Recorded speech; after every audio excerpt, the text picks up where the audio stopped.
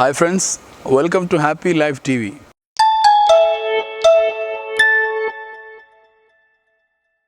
കഴിഞ്ഞ എപ്പിസോഡിൽ നാം പറഞ്ഞിട്ടുണ്ട്, ഭാര്യ ഭർത്താവിൻ്റെ വീട്ടിലെത്തിക്കഴിഞ്ഞാൽ പിന്നെ പെൺകുട്ടിയെ കല്യാണം കഴിച്ച് വിട്ടാൽ പിന്നെ ആ വീടുമായി ഇഴുകിച്ചേരണമെന്ന് ഞാൻ പറഞ്ഞിട്ടുണ്ട്. അങ്ങനെ സംഭവിച്ചിട്ടില്ലെങ്കിൽ, അങ്ങനെ ഒരു ഇഴുകിച്ചേരലിന് സൈക്കോളജിസ്റ്റുകൾ സെൻസ് ഓഫ് ബിലോങ്ങിങ്നെസ്, ഞാനിനി ആ ഭർത്താവിൻ്റെ വീട്ടിൻ്റെ ഭാഗമാണെന്നുള്ള അങ്ങോട്ടുള്ളൊരു ബിലോങ്ങിങ്നെസ് ഉണ്ടായിട്ടില്ലെങ്കിൽ ചില പ്രശ്നങ്ങളുണ്ട്. അതെന്തൊക്കെയാണെന്നാണ് ഈ എപ്പിസോഡിൽ നാം ചർച്ച ചെയ്യുന്നത്. ഒന്നാമതായിട്ട് ഷീ ലാക്സ് മോട്ടിവേഷൻ. ആ പെൺകുട്ടിക്ക് ഒരു കാര്യവും ചെയ്യാൻ തോന്നില്ല. ഞാൻ ഈ കുടുംബത്തിൻ്റെ ഭാഗമാണ് ഇനി മുതൽ എൻ്റെ വീട് ഇതാണ് എന്ന തരത്തിലേക്ക് ആ പെൺകുട്ടിക്ക് മാറാൻ സാധിച്ചിട്ടില്ലെങ്കിൽ ആ വീട്ടിൽ ഒരു പണി ചെയ്യുവാനും ഈ പെൺകുട്ടിക്ക് തോന്നുകയില്ല. എന്താ കാരണം? എൻ്റെ വീടല്ലത് ഏതോ ഒരാളുടെ വീട്, ഞാനെന്തിനാണ് ഇവിടെ പണിയെടുക്കുന്നത്? ഇനി ജോലി ചെയ്യുകയാണെങ്കിൽ തന്നെ വേണ്ടത്ര വൃത്തിയായി ക്ലീനാക്കുകയാണെങ്കിൽ, അല്ലെങ്കിൽ ഭക്ഷണം പാകം ചെയ്യുകയാണെങ്കിൽ ആ പെൺകുട്ടിയുടെ മാക്സിമം കഴിവെടുത്ത് ആ പെൺകുട്ടി ചെയ്യില്ല.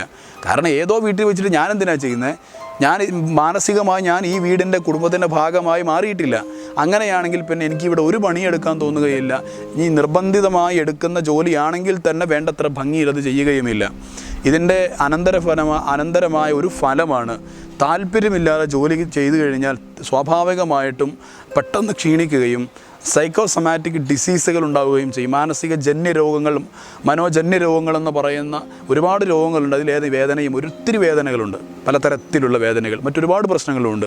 അത്തരത്തിലുള്ള ഏതെങ്കിലും പ്രയാസങ്ങളൊക്കെ ഈ പെണ്ണിനുണ്ടാകുമെന്നുള്ളതാണ്. താല്പര്യമില്ലാതെ പണിയെടുത്തു കഴിഞ്ഞാൽ പെട്ടെന്ന് മടുക്കുകയും ക്ഷീണിക്കുകയും ഇങ്ങനെയുള്ള എന്തെങ്കിലും അസ്വസ്ഥതകളിലേക്ക്, ശാരീരികമായ അസുഖങ്ങളിലേക്ക് പോലും അത് പോകും. പിന്നെ കൂടാതെ ഞാൻ ഈ കുടുംബത്തിൻ്റെ ഭാഗമാണ് എന്ന ഈ ഒരു ഫീലിങ്ങിലേക്ക് എത്താത്ത പെൺകുട്ടികളുടെ മറ്റൊരു സ്വഭാവമായിരിക്കും, ഇവർ ഈ ഭർത്താവിൻ്റെ വീട്ടിലുള്ള രഹസ്യങ്ങളൊക്കെ അപ്പുറത്തുള്ള വീട്ടിലൊക്കെ പോയി പറയും, തൊട്ടടുത്തുള്ള വീട്ടിലൊക്കെ പോയി പറയും.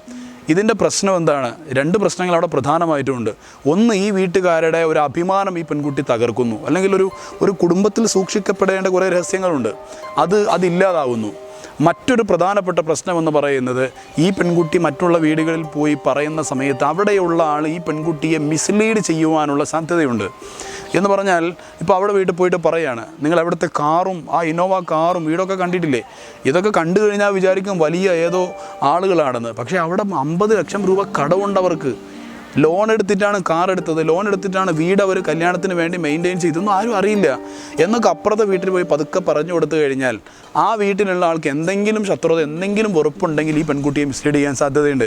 അപ്പോൾ ആ വീട്ടിലുള്ള ഒരാൾ ഈ പെൺകുട്ടിയോട് പറയുകയാണ്, ആ വീട്ടിലുള്ള ഒരു ലേഡി ഈ പെൺകുട്ടിയോട് പറയും, അയ്യോ നിൻ്റെ ആ പിതാവിനെയൊക്കെ അങ്ങനെയൊക്കെ പറഞ്ഞ് പറ്റിച്ചേച്ചുമാണ് കല്യാണം നടത്തിയതല്ലേ, ഒരു കാര്യം ചെയ്യാം, നിൻ്റെ പിതാവിനെ പറ്റിച്ച് ഇവരോട് നമുക്ക് ഒന്നിച്ച് പ്രതികാരം ചെയ്യാം, ഇനി അവിടെയുള്ള ആ തള്ള വിളിക്കുമ്പോൾ നീ പോണ്ട. ഇങ്ങനെ ഓരോന്ന് പറഞ്ഞ് നീ ഇങ്ങനെ ചെയ്തു, നീ അങ്ങനെ ചെയ്തോ, അത് പിരിമുറുക്കി കൊടുത്തു കഴിഞ്ഞാൽ അതുകൊണ്ട് ഒരുപാട് പ്രശ്നങ്ങളിലേക്ക് അത് പോകുമെന്നുള്ളതാണ്. പിന്നെ അതോടൊപ്പം തന്നെയാണ് ഓവർ സ്പെൻഡിങ്.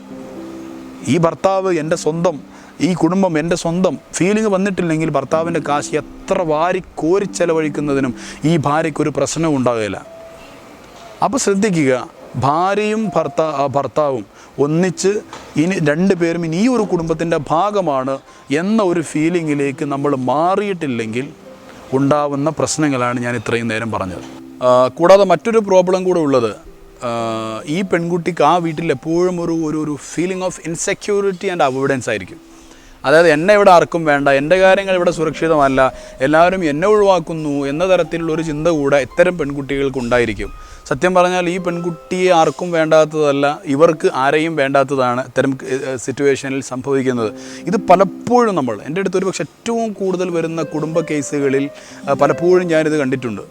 അപ്പോൾ ശ്രദ്ധിക്കുക, കല്യാണം കഴിഞ്ഞു കഴിഞ്ഞാൽ പിന്നെ ഭർത്താവിൻ്റെ വീടിൻ്റെ ആ ഒരു കുടുംബത്തിൻ്റെ, ആ ഒരു നാടിൻ്റെ, ആ ഒരു പ്രദേശത്തിൻ്റെ ഭാഗമായിട്ട് സ്വയം മാനസികമായി മാറുക, സെൻസ് ഓഫ് ബിലോങ്ങിങ്നെസ് നമ്മൾ എത്തുക.